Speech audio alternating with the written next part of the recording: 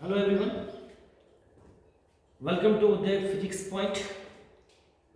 और आज के lecture number 4 class 10 physics reflection and refraction of light में हम लोग पढ़ेंगे गोलीय दर्पण में प्रतिबिंब बनाने का नियम, meaning rules for formation of image in spherical mirror. गोलीय दर्पण जनरली सबको पता है दो तरह का होता है, अवतल और उत्तल।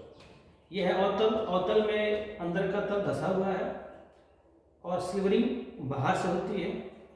उत्तल में अंदर का तल उठा होता है, बाहर की तरफ होता है और स्लिवरिंग ये है पीछे की तरफ से। इसमें तल उठा हुआ है और इसमें तल धसा हुआ है। अब इसमें जो नियम हम प्रयोग करने वाले हैं उसकी स्टडी करेंगे कि किन किन नियम को यूज करके हम इमेज बनाएंगे, प्रतिबिंब बनाएंगे। एक बात ध्यान है, 4 नियम है, 1 2 3 4 में दिखा रहा हूं 1 बाई 1। लेकिन इन 4 में से कोई 2 यूज कर सकते हैं। एटलीस्ट 2 रेज, 2 प्रकाश की किरण इंटरसेक्ट करेगी, कटेगी तो इमेज बनेगा। कम से कम 2 चाहिए, 3 भी सकता है, 4 भी सकता है। इन 4 में से कोई 2 यूज कर सकते हैं। पहला नियम क्या है, देखिए। पहला नियम है, यदि कोई प्रकाश की किरण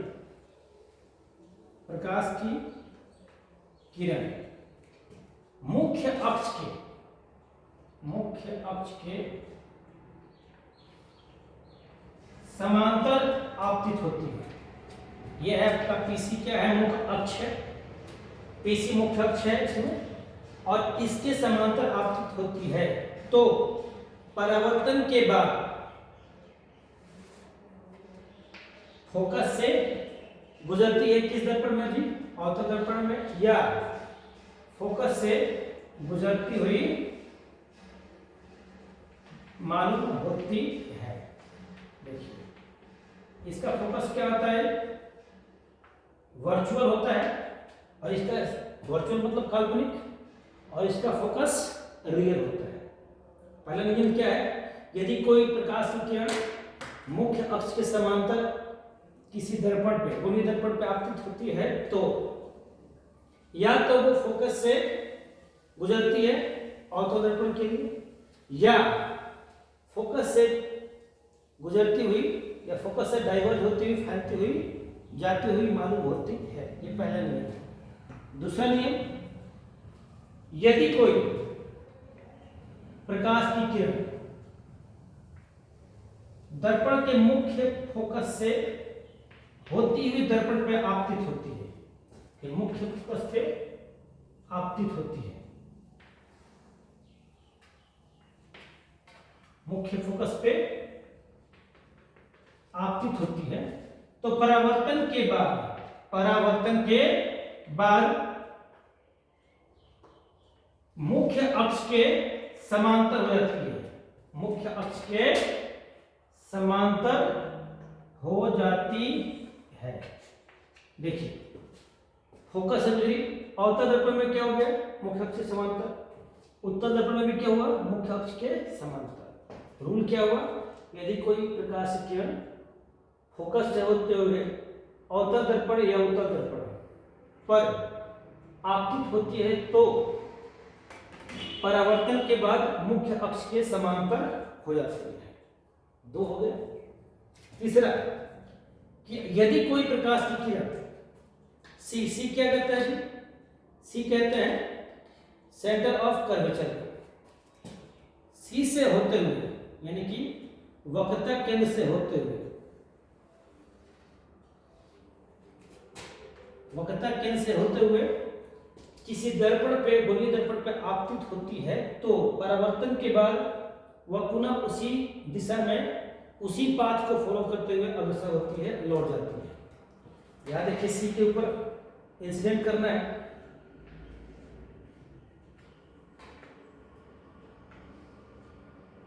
सी वाला है ये, मैंने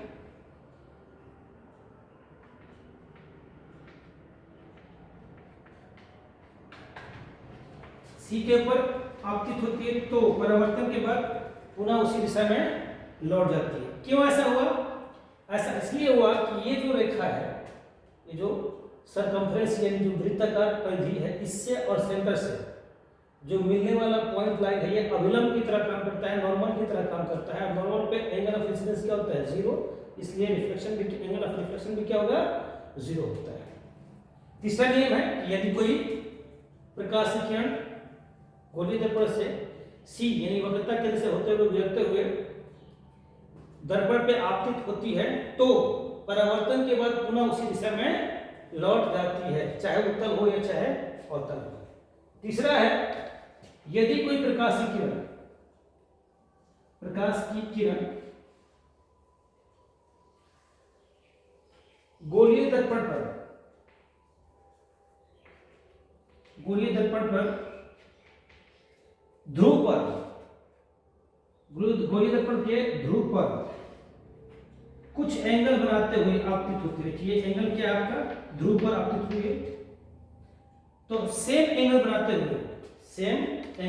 बनाते हुए क्या होती है? ये जो I और R क्या होंगे? सेम होंगे, परावर्तित होती है। एंगल क्या बनेगा? सेम बनेगा। ये वाला एंगल और ये वाला एंगल क्या रहेगा? सेम रहेगा। ठीक है। चौथा नियम क्या है? यदि कोई प्रकाश की किरण दर्पण के, गोलीय दर्पण के P यानी कि ध्रुव पर आपतित होती है तो परावर्तन के बाद उतना ही कोण बनाती है जितना पहले था, यानी कि एंगल I और एंगल R जो आपतन कोण और परावर्तन कोण क्या होंगे? बराबर होंगे। यहाँ पे परावर्तन के नियम का पालन होता है। ओके, तो ये नियम है। अब इन नियम में से 4 तरह के नियम है, 1 2 3 4। इन 4 में से कोई 2 यूज करके हम इमेज का फॉर्मेशन प्रतिबिंब बना सकते हैं। नेक्स्ट वीडियो में, वीडियो नंबर 5 में, लेक्चर नंबर 5 में हम देखेंगे कि अवतल दर्पण में प्रतिबिंब कैसे बनता है और अवतल दर्पण के क्या क्या यूज हैं, प्रयोग क्या क्या है। उसके बाद नेक्स्ट वीडियो 6 वीडियो में देखेंगे कि उत्तल दर्पण में प्रतिबिंब कैसे बनता है और उत्तल दर्पण के क्या क्या यूज हैं। Thank you.